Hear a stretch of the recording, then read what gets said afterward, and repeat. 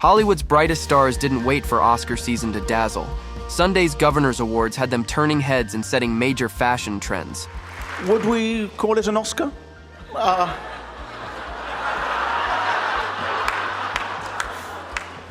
It's a kind of Oscar, isn't it? But let's get into the honorees first, because it was a big year. For only the second time in the ceremony's history, no actors were included among the honorees. Instead, the Academy went with a different lineup. Music legend Quincy Jones, casting powerhouse Juliet Taylor, British writer, director Richard Curtis, and the dynamic producing duo Michael G. Wilson and Barbara Broccoli snagged the top awards. Talk about a diverse set of trailblazers. I was so intrigued how Hugh was going to turn his infamously unsatisfactory character in order to present me with this prize, and he didn't bother. Now, on to the most captivating part, the fashion. Nicole Kidman and Demi Moore teamed up for a black-on-black moment. Nicole rocked an off-the-shoulder gown with shimmering crystal details, while Demi brought the drama with a strapless mini dress and a flowing train. These two absolutely nailed it. For Nicole, it was an especially significant night as she took the stage to honor casting powerhouse Juliet Taylor. I am honored to be here tonight, Juliet, to celebrate the first of many casting directors, and you are the first one to be honored by the Academy. In a perfect parallel to their roles in The Substance, Margaret Qualley played the antithesis to Demi Moore on the red carpet, stepping out in a pure white Chanel bridal dress. Life imitates art, I guess. Meanwhile, Lily Rose Depp, another Chanel muse, leaned into a darker aesthetic with a haunting off-the-shoulder gown, channeling the gothic vibe of the upcoming Nosferatu remake. I'm wearing Chanel. I'm a big Chanel girl, and so, I'm very happy to be wearing this beautiful gown tonight. And speaking of showstoppers, Jennifer Lopez didn't disappoint either. She stepped out in a sheer silver gown covered in intricate beading, paired with a velvet cape that screamed old Hollywood glamour. It's safe to say J.Lo knows how to own a red carpet. It's pretty exciting. But wait, there's more. Jennifer Lawrence surprised everyone with a stunning chocolate brown Bottega Veneta dress, fitting her baby bump perfectly. Who said maternity fashion can't be chic?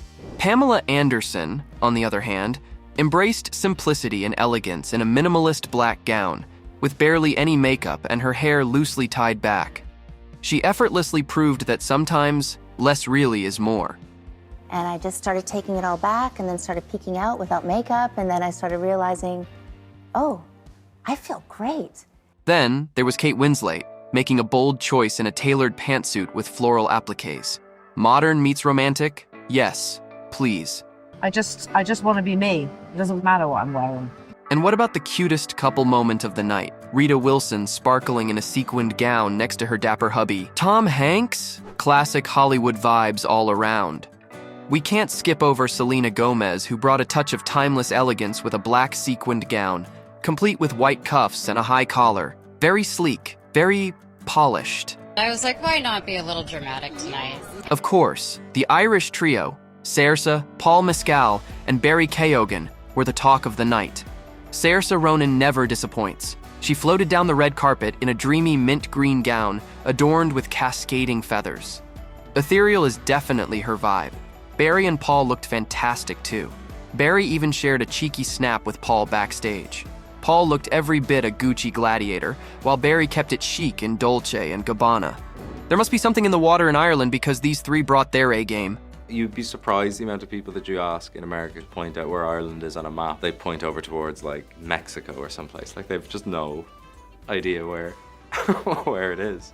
Ella Fanning looked celestial, channeling old Hollywood in a breathtaking Valentino gown, resembling an iconic star from the golden age of cinema. But the biggest moment of the night belonged to Angelina Jolie and her +1 son, Knox Jolie-Pitt. Angelina made a bold choice, wearing a vintage gown from the Knit Vintage instead of a designer label. And it totally worked. The semi-sheer white skirt and gold-beaded top gave off a bohemian glam vibe, looking effortlessly stylish. Even more surprising, She dressed herself, no stylist needed. Knox, now 16, also wowed everyone, looking almost as tall as his mom with his new buzzed haircut.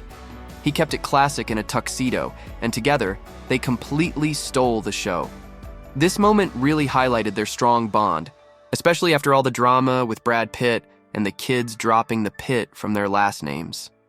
Earlier this year, Shiloh turned 18 and filed to have Pitt legally removed from her last name. There's even a video of Zahara introducing herself with her sorority name as Zahara Marley Jolie.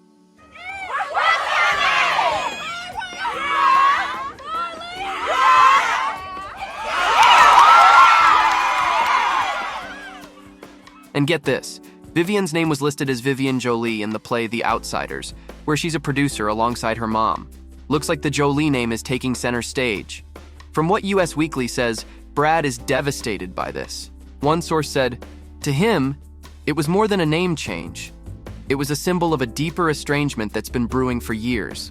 How heartbreaking, right? I mean, we all carry, I think, great pains, great regrets. We've all experienced loss. We've all experienced great loneliness at times. An insider shared that Brad was blindsided by Shiloh dropping his last name, but he wasn't surprised. He feels that Angie has slowly but surely turned their kids against him. She absolutely influenced their decisions to distance themselves from their dad. Talk about drama. Brad feels like Angelina had a hand in this whole thing. Are my own kids against me? The insider added, Shiloh didn't give her dad a heads up about her decision. He's absolutely heartbroken because he was closest to Shiloh. He thought they were on solid ground. We all fell in love with the video of Shiloh dancing. Yeah. Bro! I know, me too. That girl is bad! Yeah, brings a tear to the eye. Here's where it gets really weird. Not too long ago, there were reports that Shiloh wanted to move in with her dad. A source claimed she was planning to move into Brad's mansion in Los Feliz, California soon.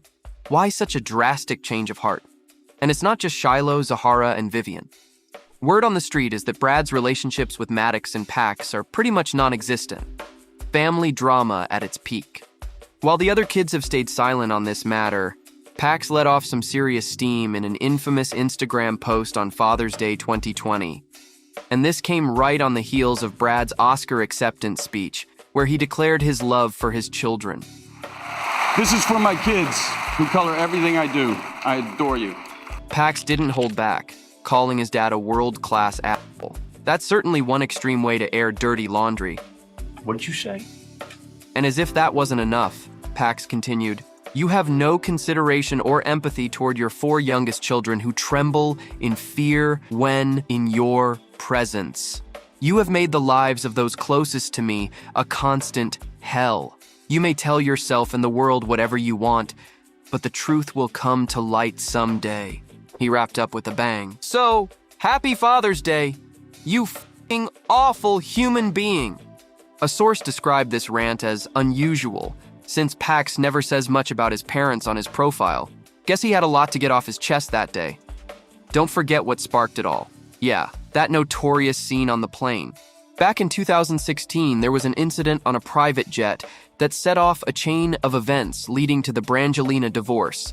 You can absolutely madly love the same person you want to kill. Apparently, Brad was drunk, and there was a heated argument between him and Angelina.